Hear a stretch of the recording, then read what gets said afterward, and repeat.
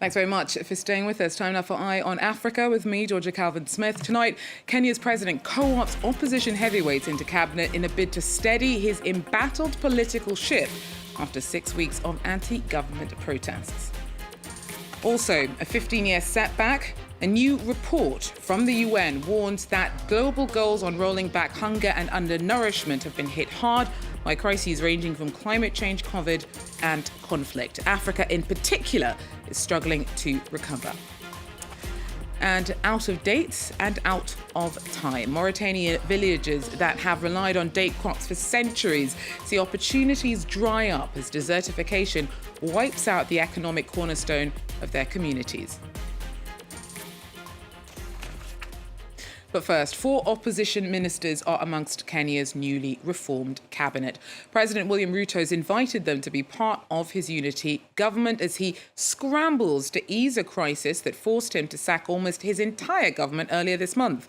Now, the 4 opposition nominees are John Mbadi, named to the Treasury, James Opio Wandai for Energy, Ali Joho to mining, and Wycliffe Oparanya as head of the Cooperatives Ministry. Now, all 4 are leading figures in Raila Odinga's Orange Democratic Movement, the ODM, which is the main party in the Azimio opposition coalition.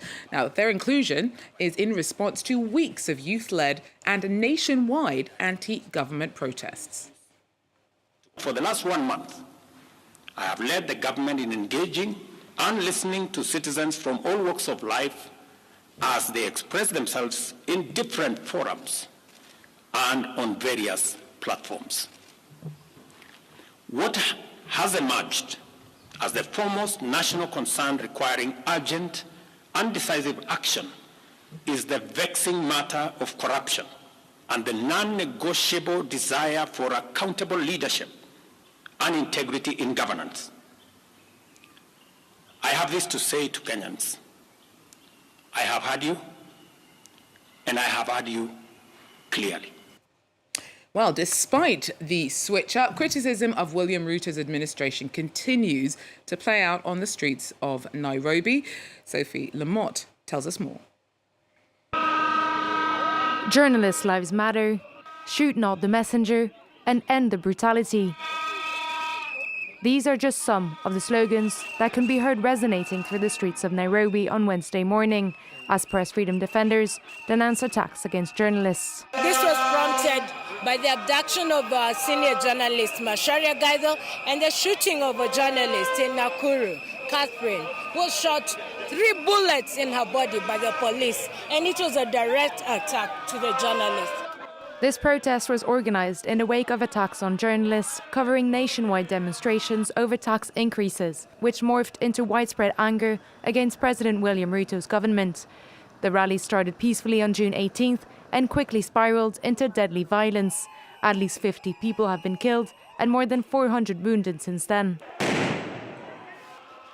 Journalists covering the event have been shot at, tear-gassed and hit with batons, according to local media houses, who fear Kenya's ranking as 102nd out of 180 countries on Reporters Without Borders Press Freedom Index could further worsen.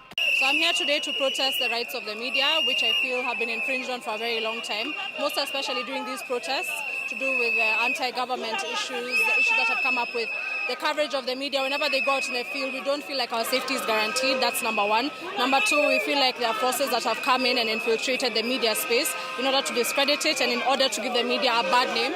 These anti-government protests have recently spread to neighbouring Uganda, where scores of demonstrators have been stopped and arrested since the beginning of the week. Meanwhile, in response to yet more echoes of the discontent voiced by young Kenyans, Nigeria's police chiefs warned against online calls for demonstrations denouncing poor government and the spiking cost of living. Would-be protesters there have been using social media to try and ramp up momentum for proposed peaceful protests on August 1st. Inspector General Kayode Egbetokun warned, though, that police will respond to any violent rallies. In 2020, protests against police brutality ended in lethal violence in Nigeria, and the fatal shooting of at least a dozen demonstrators. Well, Eritrean authorities have suspended all flights by Ethiopian Airlines. It's Africa's largest airline, and air links between the neighbours only restarted in 2018 after a 20-year freeze because of a long-standing conflict between the two countries. Now, Ethiopian Airlines says that Asmara's move has come as a surprise and that no reason has been given for the decision, which is due to take effect on September 30th. Well, food security in Africa is so precarious that 1 in 5 people on the continent regularly struggle to find enough to eat in 2023. A new report has raised the alarm about the effect that the rash of global crises over the last few years have had on rising levels of malnutrition all around the world, but particularly in Africa. The Food and Agricultural Organization reckons that globally about 582 million people will be chronically undernourished by 2030, and about a half of them will be on the African continent. Now, with me now for more is Director David Laborde from the FAO. Director David, thank you so much for making time to break this down for us. So, first of all, Africa, 54 countries, a vast range of climates, economies, communities, practices.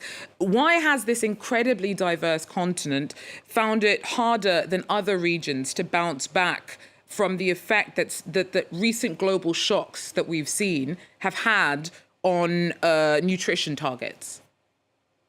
So the starting point is, unfortunately, the high level of poverty on the continent, because food insecurity, of course, is accelerated by climate shock, by conflict. But poverty and inequalities is really what created this fertile ground for hunger. Inequality within countries, inequality across countries. And unfortunately, for some countries in Africa, also, you just don't face one shock, but multiple shocks. The same country will be impacted by a drought, by conflict. And last but not least, sometimes they are cross-fertilizing them, meaning a climate shock leads to more competition for water or displacement of population.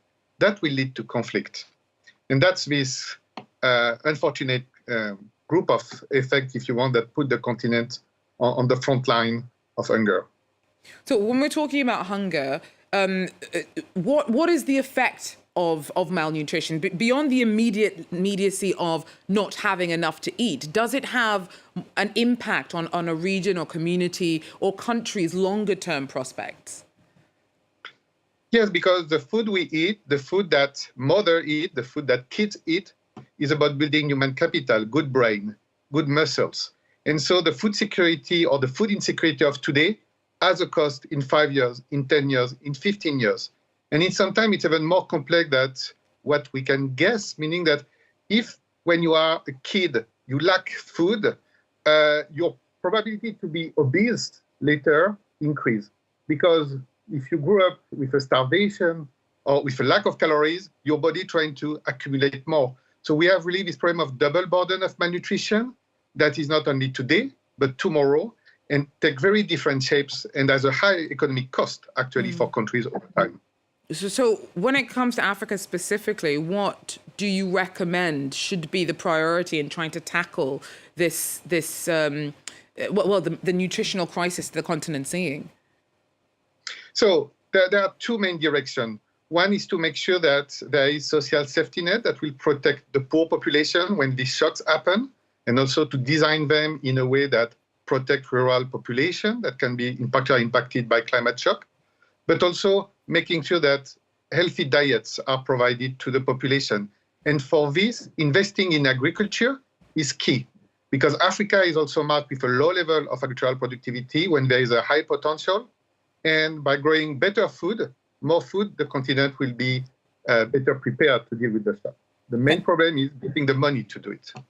Thank you so much for that. Director David Laborde from the Food and Agricultural Organization.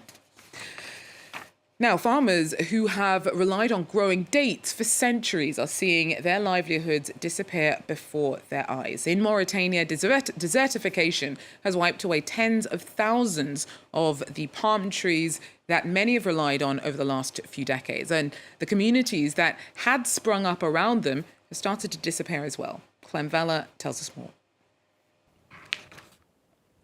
It's with sadness that Alien watches the disappearance of the Azugi oasis, a haven where he grew up. Masses of sand engulf the trees, threatening the crops and jeopardizing his way of life and the livelihoods of other residents. Here, we live mainly off palm trees. When they're threatened, we're all threatened. I'm sorry to see this landscape. Nearly 20,000 palm trees have died since the 80s, and his village is becoming emptier by the year. Another consequence of the climate crisis in Mauritania is that water can no longer be absorbed by the soil, causing catastrophic damage. That is the case of the Mhieret oasis, which is struggling to recover from a flood which occurred 2 years ago. The oasis has lost 6,000 palm trees. Today, we need a dam to hold back the water so we can plant more trees and make a living. To preserve the oases, locals are talking about building dams to help with irrigation and protect residents from flooding. Water will be one of the problems over the next 50 years. We don't know how to conserve it. We can make sunken speed bumps at the bottom. We can build small dikes and let nature do what it wants. The climate emergency is expected to increase the risk and severity of natural disasters in Mauritania due to more intense temperatures, prolonged heat waves, and greater variability in rainfall. Well, that's it for Eye in Africa for now. Thanks very much for joining us, though, and do so again if you can. Till then, take care.